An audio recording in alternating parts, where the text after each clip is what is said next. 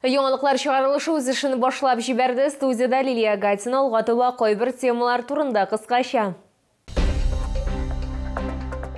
Кыйынырга да мөмкин булачак Яршалыда Мәләкәс елгасы үзәнен чистартуның икенче этабы башланды. Израильдә ярдәм итә алмаганнар шалда могҗиза тудырганнар ошыгыш медицина ярдәме хастаханәсе хирурглары Екатеринбургта яшәүче 59 яшьлек хатын-кызның гомерен саклап калды. Шолга тагын 2 локаль чистарту курылмасы кирәк. Автошәһәрдә аларны ГЭС бистәсендә урнаштыру планлаштырыла. Бер объект төзүче стадионы янында, икенчесе Мәләкәс аша Муса Җәлил проспекты һәм Габдулла Тукай яр буе чатында урнашкан күпер янында барлыкка киләчәк. Төзелеш эшләре 2026-2027 елларга башланачак. Бүген бу хакта безнең төшерү төркеменә экологик куркынычсызлык, табигатьтән файдалану һәм санитар-эпидемиологик иминлек комиссиясе урын басары Айрат Насыбуллин хәбәр итте. Тогда у нас река вообще будет иметь хороший чистый приток. Ливневые стоки больше загрязненные сюда сбрасываться не будут. Это мы обязательно должны сделать. Шолда барлыгы 4 чистарту кырылмасы төзелгән. Автоюллардан кар, яңгыр суы резервуарларга эләгә. Анда ул нефть продуктларынан зарарлы матдәләрдән һәм башкалардан чистартыла. Иң зур савытларга 180 тоннага кадәр су сыя. Мәләкәс аръягындагы чистарту кырылмаларының җитештерүчәнлеге секундына 700 литр. Һәр литр физик-химик чистарту уза. Шуннан соң гына су кире елгага керә. Кыйынырга да мөмкин булачак, тик су кыйыну сезоны ачылгач кына, әлегә Яршалыда Мәләкәс елгасы үзәнен чистартуның икенче этабы башланып китте. Солык төбендәге элемне һәм төбендәге катламнарны җыеп алу планлаштырыла. Алга таба өлге төбеннән алынган катламны шәһәрне яшелләндерү һәм төзекләндерү өчен кулланалар. Хезмәттәшем нинди эшләр башкарылачагын, салкын һава торышы һәм минуслы температура эшкә киртә куймасмы икәнлеген белеште. Мәләкәс үзәнен чистарту 2022 елда башланды. Шолы халкы яр буенда булган үзгәрешләрне бәяләргә өлгерде инде. Аларның сүзләренә караганда, монда һәр вакыт кеше күп. Здесь же береговая. Здесь приходят и гости со всех комплексов. Это река. А река это здоровье, сила. Вот. Гуляют, тренажеры стоят, занимаются. Молодежь здесь катается. С колясками мамы. Белгечләр елга юлын чистартканнан соң ял итүчеләр саны тагында артачагына ышана. Хәзер сулыкны экологик тернәкләндерүнең икенче этабы үткәрелә. Чөнки 40 ел эчендә су төбендә бик күп ләм һәм утырма катлам җыелган. Шуның аркасында Мәләкәс акрынлап булганчык сулы сазлыкка әверелгән. Проводятся работы по изъятию донного грунта на карты намыва с помощью земснаряда. Проводится кошение камыша, срезка кустарника и вырубка старых деревьев. Елгада 13 эшче һәм 3 инженер-техник хезмәткәр, 9 берәмлек техника, шул исәптән җир снарядлары, экскаваторлар эшли. Это плавающие экскаваторы, которые достают как раз-таки донное отложение. Есть амфибии, которые занимаются тоже откачкой донных отложений.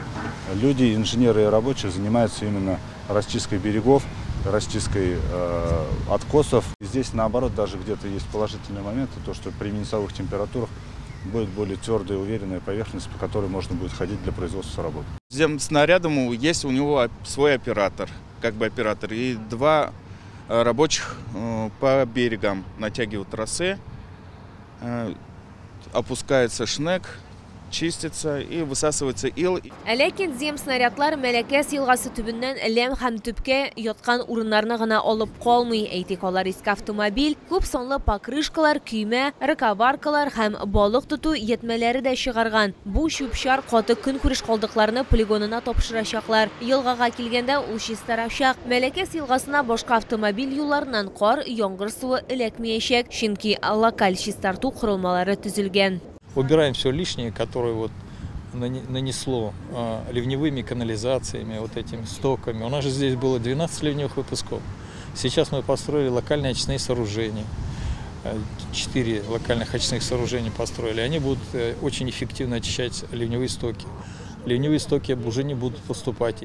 Хәзерге вакытта белгечләр 2025 елга билгеләнгән гомуми эш күләменең 36% үтәгәннәр. Лилия Гатина, Эльмира Гайнетдинова, Тимур Сафронов, яңалыклар. Израильда ярдәм итә алмаганнар шолда мөгҗиза тудырганнар. Ренат Акчурин исемендәге ашыгыч медицина ярдәме хастаханәсе хирурглары Екатеринбургта яшәүче 59 яшьлек Жанна Борисованың гомерен саклап калды. Табиблар пациентның организмы эчендә таркалган кава фильтрны алу буенча уникаль операцияны уңышлы уздыра. Бу хакта тулырак халдагы минутларда сөйләрбез. Он сказал, что да, случай сложный, но он готов мне помочь.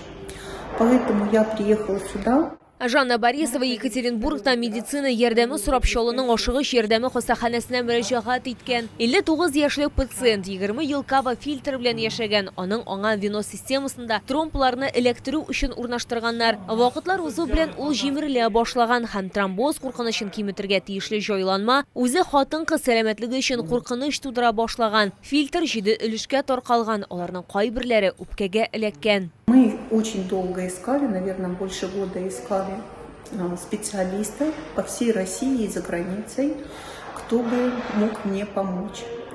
Ну и вот вышли на Марата Равильевича.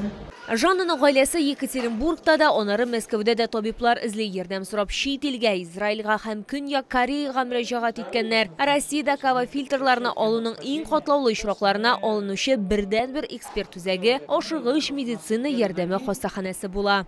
Эндоваскулярный способ. Предлагали только открытый вариант удаления. И это ее не устраивало, потому что после открытой операции, во-первых, очень много осложнений. Во-вторых, это достаточно длинный период восстановления.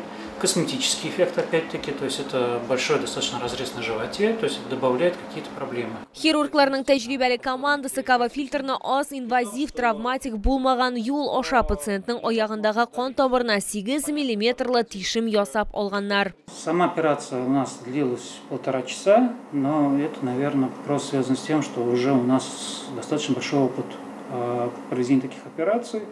То есть конкретно данной конструкции мы удаляли уже 4 фильтра. То есть это несъемный фильтр по типу песочные часы из-за своей характерной формы. А так у нас есть случаи, когда мы удаляли и на большем сроке, и нам все это удалось сделать. Операциядан соң икенче көнне үк пациент мустакил рәвештә караватыннан торып йөри ала. Сейчас чувствую себя превосходно и хочу сказать, что таких специалистов, как Марат Равильевич, в России буквально единицы или, может быть, нет даже совсем. Поэтому огромная ему благодарность, поклон низкий и дальнейших ему успехов и в работе, и в жизни, и всего самого-самого наилучшего. Хәзер ул инде июньдә Екатеринбургта, алда аны тернәкләндерү көтә. Лилия Гатина, Сергей Вильданов, яңалыклар. Бу сезгә җиткерәсе соңгы мәгълүматыбыз иде. Мин Лилия Гатина, сезнең белән сау булашам. Исән-имин булыгыз.